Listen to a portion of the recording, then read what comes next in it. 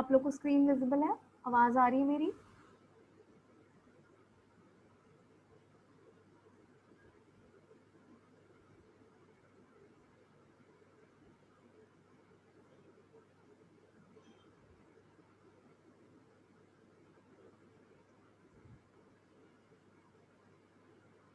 Am I audible?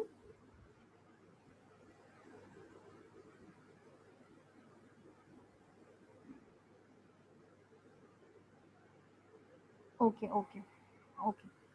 So demand की बात हो रही थी कि डिमांड, लॉ ऑफ डिमांड की बात हो रही थी। तो लॉ ऑफ डिमांड क्या कहता है कि price is the only factor which is going to affect the quantity demanded.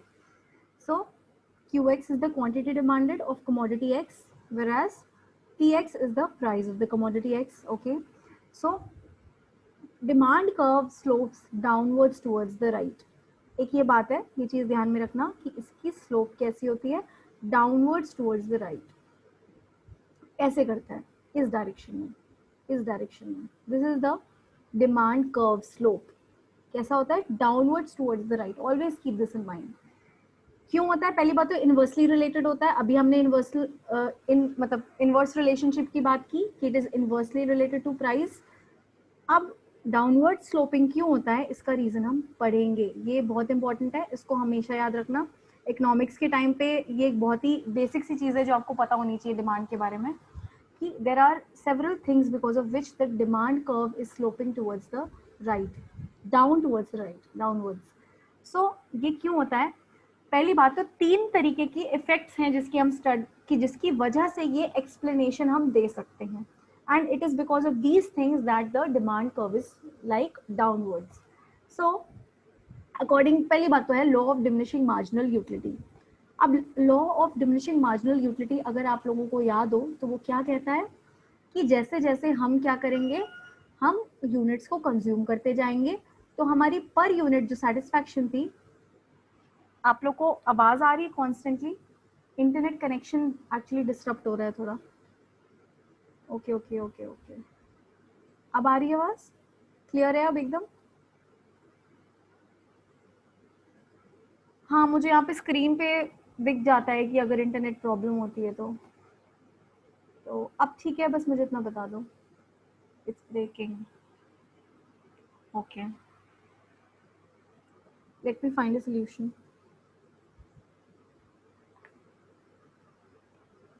जब ठीक हो जाए तो बता देना.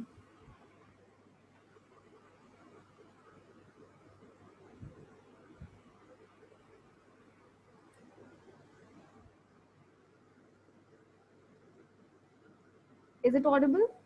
Okay. ओके ओके ओके, ठीक है ठीक है. ओके बबली, तो आप लोगों में से किसी को भी लगे ना ब्रेकिंग तो तुरंत बताना विदाउट एनी डिले.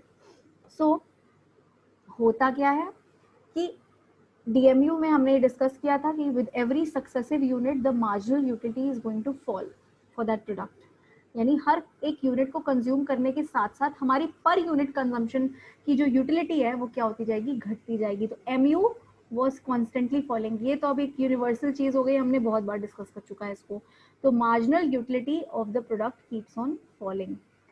देन इसकी वजह से क्या आप सोचो, जिस प्रोडक्ट की हर एक यूनिट के साथ साथ सक्सेसिव यूनिट्स के साथ साथ आपका मार्जिनल यूटिलिटी घट रहा है, तो क्या आप उसके लिए वही पे करना चाहोगे जो आप पहली यूनिट के लिए करना चाह रहे थे? पहली यूनिट पे मान लो आपको 20 यूटिल्स मिल रहे थे, दूसरी पे आपको 15 मिले. मार्जिनल यूटिलिटी की बात हो रही है, टोटल की नहीं. ठीक है, टोटल यूटिलिटी तो इंक्रीज होती है यानी, लेकिन पर यूनिट जो कंजम्पशन है keeps on falling with every successive unit we consume. So मान लो 12 हो गई, फिर मान लो 10 हो गई, फिर मान लो 5 हो गई. ठीक है, फिर माइनस में हो गई. ठीक, पहले तो 0 होगी जब टी यू मैक्सिमम होगा. तो अब इस एग्जाम्पल के केस में क्या हो रहा है, मार्जिनल यूटिलिटी फॉल हो रही है. Okay, and for every successive unit we are realising that we are actually deriving lesser and lesser satisfaction. Then in that case logically सोचो, क्या आप उसके लिए उतना ही पे करना चाहोगे जितना आप पहले कंजम्पशन में पहले यूनिट के लिए पे कर रहे थे? बस इतना बताओ. Is it possible? No, it's not possible. And why? because with every unit your satisfaction is continuously falling, so you'll obviously be trying to curb your or willingness to pay आपका कम हो जाएगा, and you'll curb your spending over that product after each successive unit consumption. तो ये बोला जाता है, ये theory ये बोलती है, law of diminishing marginal utility इसका ये लॉजिक देता है कि क्या होगा, he purchases more units when the price is lower and lower. So that is why, क्योंकि उसकी हर एक सक्सेसिव यूनिट पे सेटिस्फैक्शन रिड्यूस हो रही है, इसलिए price marginal utility of the money, ये देखो यहाँ पे मनी लिखा है, MU of the money will be the MU of the product. जितना होगा उतना ही उसके आप इक्वेट करना चाहोगे, यानी जितनी सेटिस्फैक्शन आपको डिराइव हो रही है उतना ही will be willing to pay. So that is why ये बोला जा रहा है कि with more quantity what you will do is you will be purchasing it only in that case where the price will be less. तो जब ज्यादा quantity कब खरीदोगे, जब प्राइस कम होगा. ये क्या हो गया, ये कैसा कर्व बना देगा, ऐसा कर्व बनाएगा ना, कुछ पॉजिटिवली रिलेटेड होता तो क्या कैसा कर्व बनता, ऐसा बनता, जो कि नहीं बन रहा. तो अगर इनवर्सली प्रोपोर्शनल, अगर इनवर्स रिलेशनशिप डिफाइन करना है तो it is because of the law of DMU. पहला, ये तो एक पहला लॉ हो गया जो इसको बैकिंग दे रहा है. सेकंड बैकिंग क्या हो गई, इनकम इफेक्ट की हो गई. इनकम इफेक्ट क्या कहता है कि एक होता है इनकम, एक होता है परचेजिंग पावर. इन दोनों के बीच का डिफरेंस समझना. इनकम इफेक्ट परचेजिंग पावर की बात करता है, ठीक है. अब होता क्या है कि जब, और यहाँ पर इनकम की मतलब है रियल इनकम. अभी मैं रियल इनकम समझाती हूँ क्या होता है. होता क्या है, जब एक प्रोडक्ट का प्राइस घट जाता है, मान लो उसका प्राइस घट गया, तो अब आपकी रियल इनकम, आपकी इनकम तो कांस्टेंट है, ये माना जाता है. Income can not be changed. भाई जो सैलरी आपको आज मिल रही है वही कल मिलेगी जब तक उसमें इंक्रीमेंट ना हो जाए. वो एक अलग सिनेरियो है कि इनकम बढ़ जाएगा तो क्वांटिटी पे क्या इफेक्ट होगा. नहीं, अभी ये मान लेते हैं इनकम रिमेन्स कांस्टेंट. आज आपकी इतनी सैलरी है, कल भी उतनी है, परसों भी उतनी है, ठीक है. अब क्या हुआ, एक प्रोडक्ट की प्राइस जो है वो घट गई, मार्केट में आप गए, उस प्रोडक्ट की प्राइस घट गई. अब इनकम आपकी तब भी 10,000 थी, मान लो आज भी 10,000 है, ठीक है. अब क्योंकि उस प्रोडक्ट की प्राइस घट गई, तो जो डिस्पोजेबल इनकम थी या जो आप इनकम उस पर खर्च करते थे, मान लो आप उसके पहले 10 यूनिट खरीदते थे, केवल 10 यूनिट खरीदते थे, उस 10,000 रुपए से आप उस पर्टिकुलर प्रोडक्ट का, पूरे 10,000 नहीं, मान लो एक पोर्शन आप 500 रुपए खर्च करते थे उस प्रोडक्ट पे केवल. आज भी 500 ही खर्च कर रहे हो आप, एक बात को समझना, आज भी आप 500 खर्च कर रहे हो, बट आप क्वांटिटी ज्यादा खरीद पाओगे. उसका प्राइस घट गया तो माइट भी आप 12 आप खरीद पाओ, 12 यूनिट्स खरीद पाओ. तो यहाँ क्या ये बताना चाह रही हूँ मैं कि रियल इनकम आपकी बढ़ गई, आपकी ओरिजिनल इनकम उतनी ही है. रियल इनकम मतलब परचेजिंग पावर, आपको उस प्रोडक्ट को खरीदने की हैसियत ऐसे बढ़ गई या परचेजिंग पावर ऐसे बढ़ गई कि उस प्रोडक्ट को वही प्रोडक्ट सस्ता हो गया, राइट. तो प्राइस अगर आपका कम हो गया तो क्वांटिटी आपकी 10 से 12 हो गई, यानी बढ़ गया. सिमिलरली अगर प्राइस महंगा हो जाता तो वही जो आप 500 रुपये खर्च कर रहे थे, 10 यूनिट खरीद रहे थे, तो क्या पता आप 8 यूनिट पे आ जाते. समझ में आ रही है. सो इनकम आपकी उतनी है, रियल इनकम यानी परचेजिंग पावर, यानी कैपेसिटी आपकी क्या हो गई, बढ़ गई थी जब प्राइस घट रहा था. और सिमिलरली जब प्राइस बढ़ गया था तो आपकी परचेजिंग पावर घट गई थी. इसी वजह से आप इनकम उतनी नहीं दे पा रहे थे उस पर्टिकुलर प्रोडक्ट पे, तो आप अपनी यूनिट कंजम्पशन आपने कम कर दी. समझ में आया income effect, law of DMU समझ में आया, ये दोनों चीजें समझ में आई. ये समझना, आई एम श्योर आपने पहले भी ये चीजें पढ़ी होंगी, मैं इसलिए ऐसे समझा रही हूँ. जिसने नहीं पढ़ी हो या माइट भी जिसको याद ना हो उसके लिए मैं समझा रही हूँ. उसको समझ में आया, रिफ्रेश हो गया.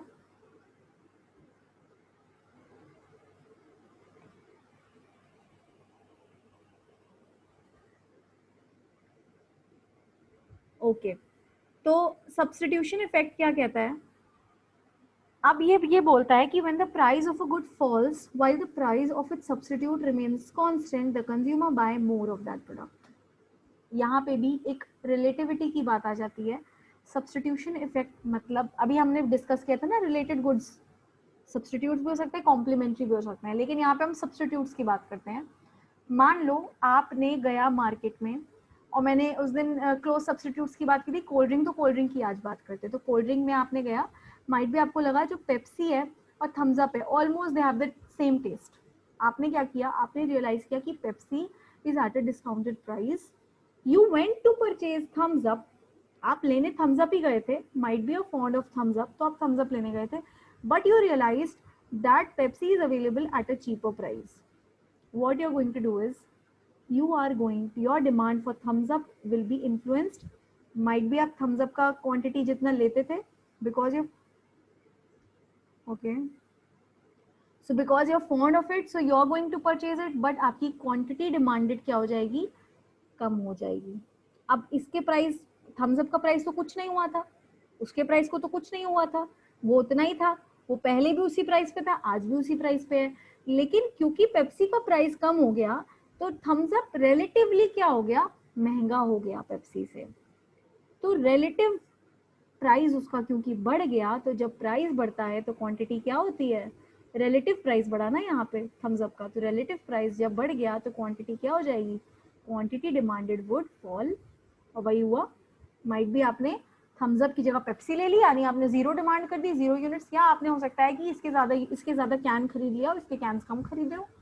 सो are you understanding what is substitution effect? That price of the other product is influencing, it is making your particular product which you went to buy in the market relatively costlier or relatively cheaper. उसका price को कुछ नहीं हो रहा है, price substitute product का change हो रहा है, बट डिमांड हमारे प्रोडक्ट की चेंज हो रही है. समझ में आ रही है बात? रिलेटिव प्राइस उसका क्या हो जा रहा है, बढ़ जा रहा है, घट जा रहा है. समझ में आया? प्रोडक्ट के प्राइस पे कोई इफेक्ट हो रहा है, हाँ या ना? प्रोडक्ट के प्राइस पे कोई इफेक्ट हो रहा है? जस्ट टेल मी यस और नो. प्रोडक्ट के प्राइस को चेंज किया जा रहा है यहाँ पे? No, no, exactly no, yes. No इसलिए है क्योंकि दूसरा प्रोडक्ट का प्राइस इन्फ्लुएंस हो रहा है और हमारा रिलेटिवली या तो चीप हो जा रहा है या रिलेटिवली कॉस्टलियर हो जा रहा है. इस वजह से हमारी क्वांटिटी डिमांडेड इन्फ्लुएंस हो रही है. तो अब आपको समझ में आया कैसे इन्फ्लुएंस हो रही है? इन्फ्लुएंस कैसे हो रही है ये भी देख लो.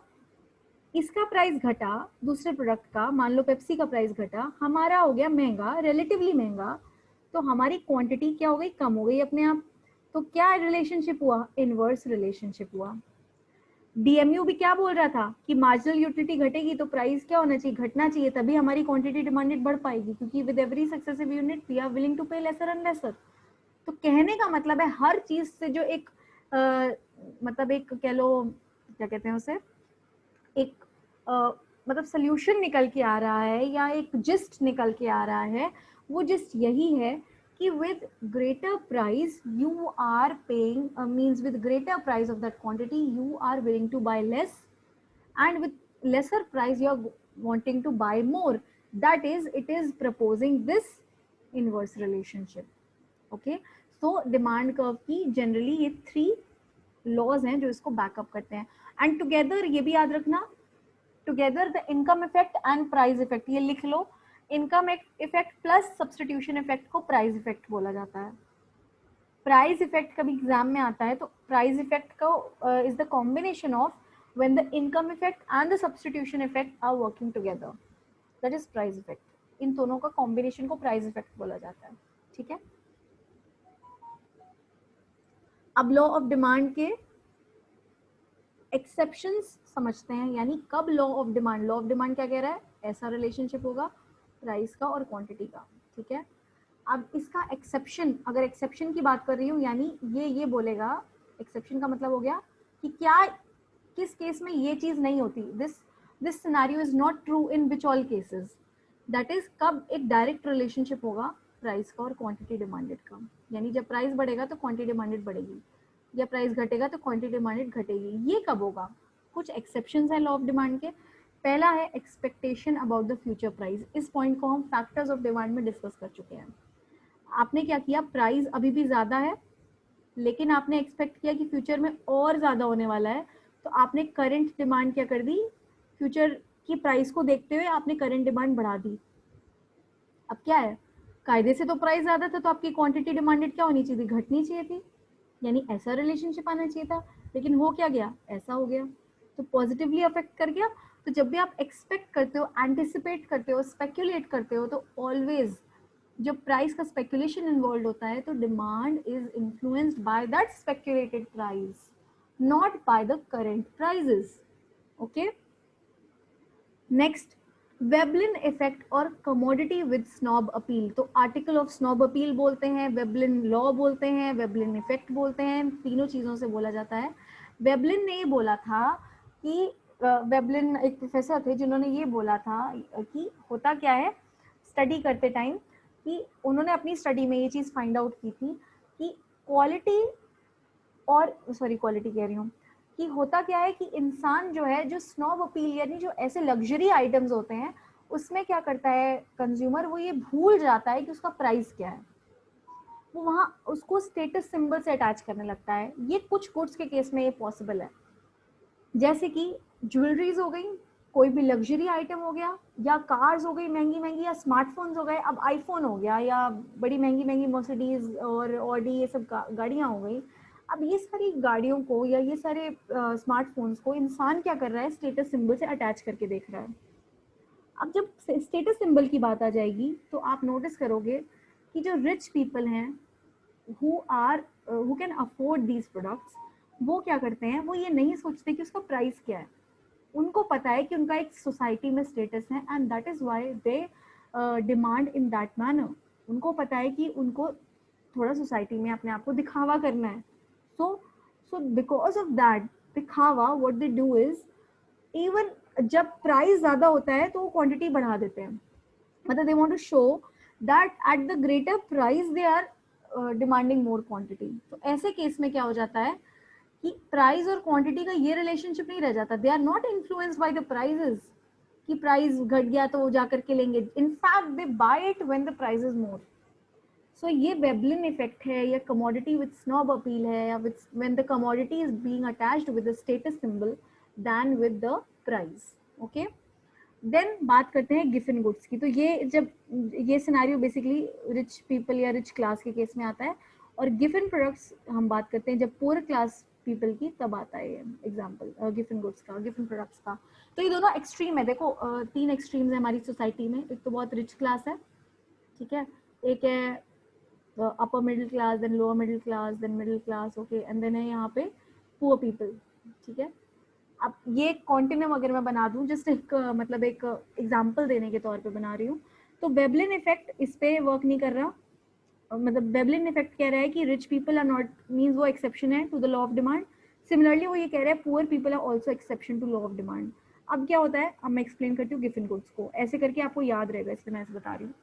तो गिफन गुड्स के केस में होता है कि जब कोई, पहली बात तो गिफन गुड्स होते क्या है, गिफन प्रोडक्ट्स और Giffen goods are those goods जो कि इंफीरियर क्वालिटी के होते हैं, these are inferior goods only, but वो इंफीरियर गुड्स जिनका जिनका कंजम्पशन जनरली पुअर पीपल करते हैं। समझ में आ रही है बात? यहाँ पे इंफीरियर का मतलब है कि they are very cheap to buy and that is why that they are generally consumed by the poor class of people. Then अगर ऐसी, इसका मतलब ये नहीं है कि मिडिल क्लास उसको कंज्यूम नहीं कर सकता, बट देन यहाँ पर ये अफेक्ट पुअर क्लास पे ज़्यादा आता है। क्यों आता है अभी मैं बताती हूँ। तो पुअर क्लास या लो मिडिल क्लास, इन सब पे ज़्यादा आता है। अब क्या गिफन गुड्स या गिफन प्रोडक्ट्स क्या कहते हैं कि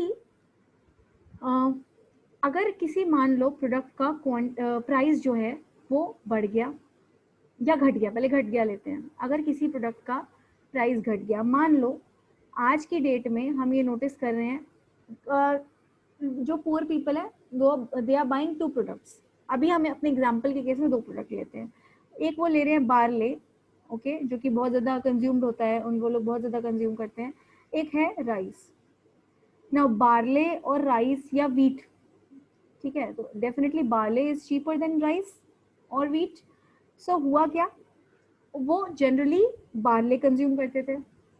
अब उन्होंने देखा कि राइस जो है it is actually available at a cheaper price, might be, okay, so their consumption, अब उनका कंजम्पशन तो उतना ही रहेगा, वो अगर पहले भी उतना ही कंज्यूम करते थे, आज भी वो अपना कंजम्पशन पैटर्न नहीं बढ़ा देंगे कि चलो राइस भी ले लेते हैं, बार्ले भी उतना ही लेते हैं। वो अपने राशन को ऐसे एडजस्ट करेंगे कि वो राइस अगर ले रहे हैं थोड़ा सा, जो कि पहले महंगा था मार्केट में, अब वो सस्ता मिल रहा है, अब वो बहुत डिस्काउंटेड प्राइस में मिल रहा है, तो अपने बार्ले का कंजम्पशन घटा देंगे। Are you getting my point? Even if it is available at a cheaper price, barley is cheap, okay? But because rice has affected barley, the consumption of barley, that is the inferior goods के case में या given products के case में क्या हो जाता है, substitution effect आ जाता है, यानी कोई और प्रोडक्ट उसके प्रोडक्ट को इन्फ्लुएंस कर जाता है, ठीक है? अब क्या हुआ, बार्ले चीप था फिर भी क्वांटिटी उसकी घट गई, क्योंकि अब कंज्यूमर कहाँ पे मूव कर गया, बार्ले से राइस पे मूव कर गया। जो पुअर कंज्यूमर था या पुअर पीपल था, देखो पुअर पीपल की बात यहाँ पे मैंने लिखी है कि they cut their consumption of the superior substitute so that they may buy more of the inferior good. Similarly अगर राइस का प्राइस बढ़ गया तो वो अपने कंजम्पशन को कट कर देंगे, अपने राइस की कंजम्पशन को कट कर देंगे and they will buy the inferior products more. यानी अगर बार्ले का प्राइस बढ़ा भी, आप यहाँ पे राइस और बार्ले दोनों वर्क कर रहा है, ठीक है? मान लो बार्ले का प्राइस बढ़ा, ठीक है, लेकिन उनको पता है कि rice is much much costlier than barley, तो even if barley is available at a more price, they are still going to buy it. Why? They're still going to buy it more. Why? Because they know that even if it is available at a more price, it is relatively cheaper than the rice. ये example आप समझे? तो inferior goods के case में दोनों चीजें work कर रही हैं, इनकम इफेक्ट भी वर्क कर रही है और सब्सटीट्यूशन इफेक्ट भी वर्क कर रही है। इनकम इफेक्ट कैसे वर्क कर रही है कि बार्ले का प्राइस घट गया बढ़ गया तो उसको रियल इनकम पे इफेक्ट आ रहा है उसका। और सब्सटीट्यूशन इफेक्ट कैसे वर्क कर रहा है, क्योंकि राइस के एग्जांपल के अकॉर्डिंग सब्सटीट्यूट प्रोडक्ट हो गया राइस उसका, तो उसके केस में उसके प्राइस की वजह से भी बार्ले का प्राइस बार्ले की क्वांटिटी इफेक्ट हो रही है। So that is why both the income and the substitution effect, that is the price effect, is operative in case of, मैंने बताया था ना दोनों अगर साथ में ऑपरेट करें तो उसको प्राइस इफेक्ट कहते हैं। So price effect is operating in case of this, क्या कहते हैं, गिवन प्रोडक्ट्स, ठीक है? गिवन प्रोडक्ट्स में कोई कंफ्यूजन, किसी को भी कोई कंफ्यूजन एग्जाम्पल में या किसी चीज में, कोई confusion? So in case of given good, income effect of price rise is greater than the substitution effect. ये चीज याद रखना, दोनों इफेक्ट ऑपरेट कर रहे हैं बट इनकम इफेक्ट ज्यादा मेजर रोल प्ले करता है। That is the real income, that is the barley का जो प्राइस होगा वो ज्यादा इन्फ्लुएंस करेगा राइस की कंजम्पशन से। पहले इनकम इफेक्ट आएगा फिर सब्सटीट्यूशन इफेक्ट आएगा। मतलब मैं गिवन प्रोडक्ट्स को आप समझ पाए हो जो मैं समझाना चाह रही हूँ, आपको एग्जाम्पल समझ में आया, आपको गिवन प्रोडक्ट समझ में आया, तो हम आगे बढ़ते हैं। नहीं आया कि आया, बस यस और नो में आंसर कर दो।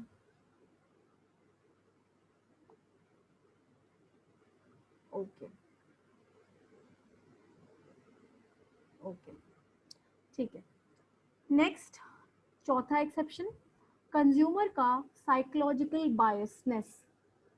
साइकोलॉजी है भैया अपनी, अगर हमारी साइकोलॉजी ये मान ले, एग्जाम्पल के तौर पर मैंने क्वालिटी प्राइस रिलेशनशिप लिख दिया, अगर हम ये मान लें कि कोई ऐसा प्रोडक्ट है, जैसे मैं अपने लोगों को, ऐसे काफ़ी लोगों को जानती हूँ जो ये मानते हैं कि प्राइस ही डिटरमाइन करता है क्वालिटी। मैंने अपने घर में ये चीज़ नोटिस की है कि शॉपिंग पैटर्न क्या होता है उन लोगों का कि अगर कोई चीज़ ज़्यादा प्राइस पे है यानी उसको हम क्वालिटी से एसोसिएट कर लेते हैं, हम मान लेते हैं कि उसकी क्वालिटी ज़रूर बहुत बढ़िया होगी। और कोई प्रोडक्ट बहुत सस्ता है तो यार इसकी क्वालिटी क्या हो जाएगी, बहुत घटिया होगी ज़रूर। मतलब सस्ता तो हो ही नहीं सकता, वो मान ही नहीं सकते, it's unbelievable for them. So they associate price with the quality. अब जब प्राइस को क्वालिटी से एसोसिएट करने लग जाएंगे तो क्वांटिटी क्या हो जाएगा, वहाँ पे निगलेक्ट हो जाएगा। मीन्स यहाँ पे प्राइस और क्वांटिटी रिलेशनशिप निगलेक्ट हो जाएगा, जो कि क्या था, इन्वर्सली प्रोपोर्शनल था। वहाँ पे हम वो ये चीज़ तो कर नहीं सकते। अगर हम कह रहे हैं ज़्यादा प्राइस ज़्यादा अच्छी क्वालिटी का है, यानी हम क्या कह रहे हैं कि हम ज़्यादा प्राइस होगा तो ज़्यादा डिमांड करेंगे। तो यहाँ पे एक पॉजिटिव रिलेशनशिप आ गया, दैट प्राइस मोर तो quantity demanded will be more, because we are associating, because of our own biasness we are associating the quality price relationship together. So ऐसे psychological biasness के case में law of demand does not operate. Law of demand which says that if the price increases the quality is the quantity is going to fall down. So in that case law of demand will not operate. So these were the situations. I hope I am clear with that. Then अब हम बात करेंगे change in the quantity demanded. And ये बहुत question exam में आता है और अक्सर बच्चे कंफ्यूज हो जाते हैं। I don't know, this is the simplest topic possible, change in quantity demanded and change in demand. पहली बात तो ये पॉइंट्स जो है ना अपनी कॉपी में लिख लो, ठीक है, और एक डायग्राम ड्रॉ कर सकते हो तो कर लो, बहुत ही शॉर्ट सा डायग्राम बना लो। अब जब हम बात करते हैं चेंज इन क्वांटिटी डिमांडेड की, अभी तक हमने जितनी भी एग्जांपल्स पढ़े हैं that were of the change in the quantity demanded, ठीक है। जब हम चेंज इन क्वांटिटी डिमांडेड की बात करते हैं तो हम एक कर्व बनाते हैं, केवल एक कर्व बनता है, डी कर्व यहाँ पे बना हुआ है, this D is the demand curve.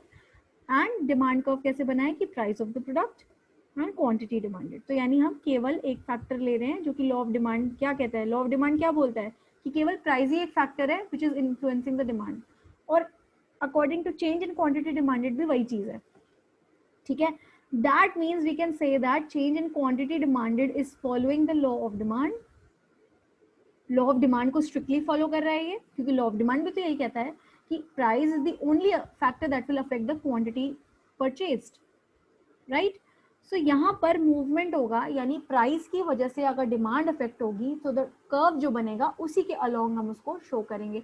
That is why it is said that movement will be along the same demand curve, एक ही डिमांड कर्व पे जो होगी मूवमेंट होगी। कैसे मूवमेंट होगी, मान लीजिए आपका प्राइस क्या होता है, बढ़ जाता है। अब लॉ ऑफ डिमांड क्या कहता है, प्राइस बढ़ेगा तो डिमांड घटेगी। तो आपका प्राइस अगर हो गया 25 रुपीज़ तो आपका डिमांड क्या हो गया, 5 यूनिट्स हो गया, मान लो 5, 10, 15, ठीक है, ये हम मान लेते हैं। तो जब आपका प्राइस बढ़ गया तो आपकी क्वांटिटी डिमांडेड अपने आप घट गई, तो आपकी क्वांटिटी डिमांडेड घटेगी तो इधर मूव करेगा ग्राफ, तो उसको क्या बोलेंगे हम, कॉन्ट्रैक्शन बोलेंगे। समझ में आ रही है, इसको हम कॉन्ट्रैक्शन बोलते हैं। तो लेफ्ट साइड जो मूवमेंट होती है, लेफ्ट साइड, उसको हम कॉन्ट्रैक्शन बोलते हैं। और अगर सिमिलरली अगर प्राइस क्या हो जाता है, घट जाता है, तो क्वांटिटी डिमांडेड क्या होगी, बढ़ेगी। यही तो कहता है ना लॉ ऑफ डिमांड। अब देखो law of demand is operating, अभी नेक्स्ट वाले में भी लॉ ऑफ डिमांड ऑपरेट करेगा बट अलग तरीके से ऑपरेट करेगा, मतलब law of demand will not operate but it will be kept in mind. I will tell you how. So price यहाँ पे अफेक्ट कर रहा है क्वांटिटी डिमांडेड पे, इनवर्सली रिलेशनशिप है। और इनवर्स रिलेशनशिप क्या कहता है, जो कि वो कहता है कि प्राइस बढ़ेगा तो क्वांटिटी डिमांडेड घटेगी एंड वाइस वर्सा। तो जब घटेगी तो इधर जाएगा, कॉन्ट्रैक्ट करेगा कर्व, इस साइड जाएगा ना, इस साइड मूवमेंट होगा। और जब बढ़ेगी, जब क्वांटिटी डिमांडेड कब बढ़ेगी, जब प्राइस घटेगा। तो यानी हमारी डिमांड क्या हो जाएगी, एक्सटेंड हो जाएगी, डिमांड एक्सटेंड हो जाएगी, यानी राइट वर्ड्स की तरफ जाएगा हमारा कर्व। यहाँ तो कोई कंफ्यूजन, कॉन्ट्रैक्शन में एक्सटेंशन में, तो कॉन्ट्रैक्शन में लेफ्ट मूव करता है, एक्सटेंशन में राइट मूव करता है। ऐसे आपको ये बना करके, एरो बना करके कॉन्ट्रैक्शन और एक्सटेंशन लिख लेना कॉपी में। नो मीन्स एनी कंफ्यूजन का नो आंसर था Babli. Zenith, you have raised your hand.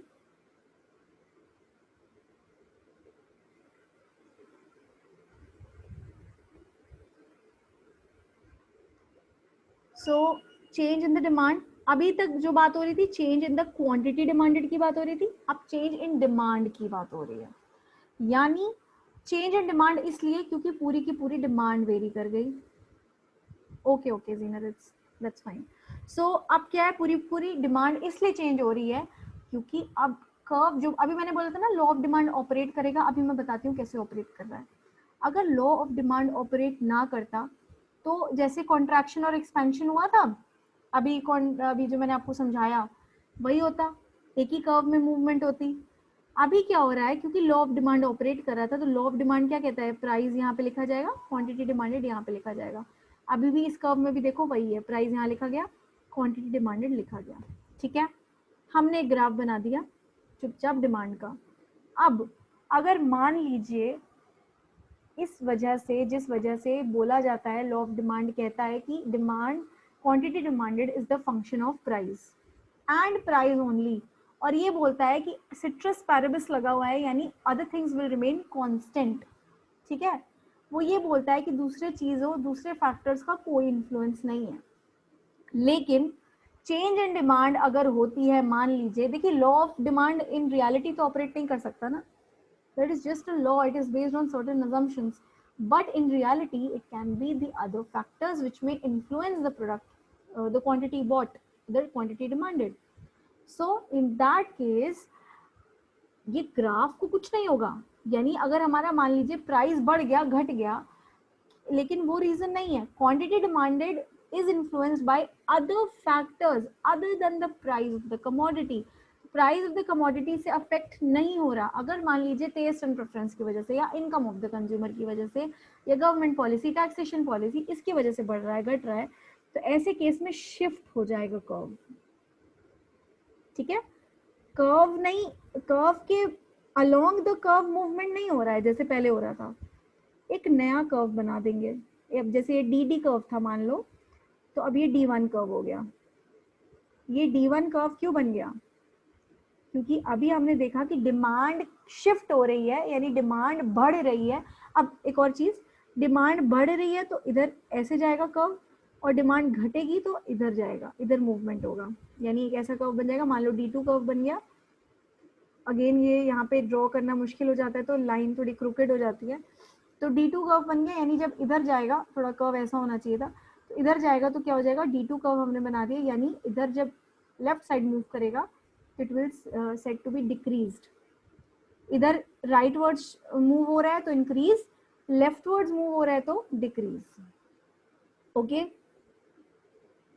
और इसीलिए मैंने कहा था लॉ ऑफ डिमांड ऑपरेट कर रहा है। क्यों ऑपरेट कर रहा है? मान लीजिए प्राइस भी एक कारण है और अदर फैक्टर्स भी कारण है।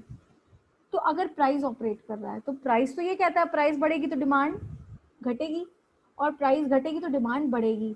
तो उस केस में क्या हो जाएगा, कॉन्ट्रैक्शन या एक्सटेंशन होगा। ये तो हमने पहले ही केस में पढ़ लिया कि भाई प्राइस होगा तो ये इन्फ्लुएंस होगा, तो वो हो रहा है।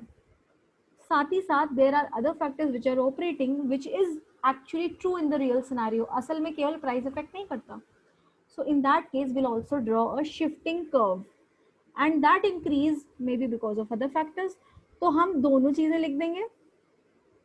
अगर प्राइस एक सोल मोटिव नहीं है, दूसरी वजह से भी डिमांड इंक्रीज हो रही है, तो हमारा शिफ्ट भी हो जाएगा और it will movement along the safe curve also.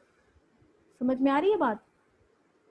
ये चीज कोई समझाता नहीं है, लोग बस डिफरेंस बता देते हैं, वो एक रियलिटी की बात नहीं बताते। मान लीजिए आपका प्राइस भी बढ़ रहा है, ये भी आपका क्वांटिटी घटने का कारण है, ठीक है, और दूसरी तरफ आपका टेस्ट एंड प्रेफरेंस भी नहीं है, तो यहाँ पे दोनों चीज़ें हो जाएंगी। लेकिन कंफ्यूज मत होना, समझने की बात सिर्फ ये है कि चेंज इन डिमांड यानी शिफ्ट ऑफ डिमांड कब होती है, जब अदर फैक्टर्स की वजह से होता है। Price is not operative, law of demand is not operative.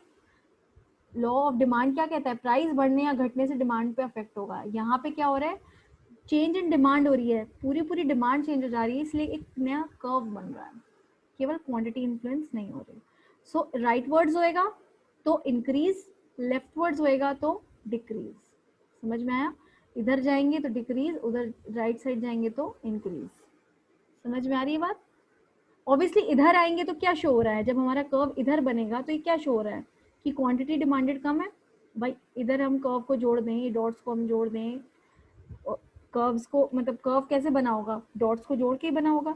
तो हमारी क्वांटिटी डिमांडेड यहाँ पे कम है, और मान लीजिए राइट वर्ड्स मूव कर रहा है तो इस प्राइस पे मूव कर रहा है, तो हमारी क्वांटिटी डिमांडेड क्या शो हो रही है, ज़्यादा शो हो रही है। ये क्वांटिटी डिमांडेड हमारी, इसी वजह से इधर जाएगा तो इंक्रीज होगा, लेफ्ट साइड जाएगा तो डिक्रीज होगा। यहाँ तक कोई कंफ्यूजन? तो आज हमें यही डिस्कस करना था, हमने लॉ ऑफ डिमांड पूरा डिस्कस कर लिया है। अब नेक्स्ट है हमारा बहुत ही important topic, elasticity of demand.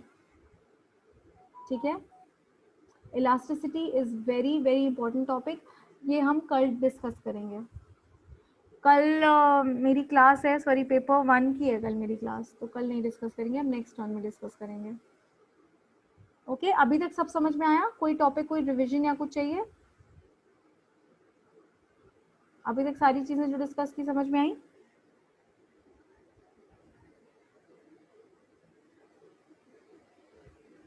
Okay okay fine. So take care all of you, you may leave the meeting now, और मिलते हैं फिर से कल पेपर 1 के साथ।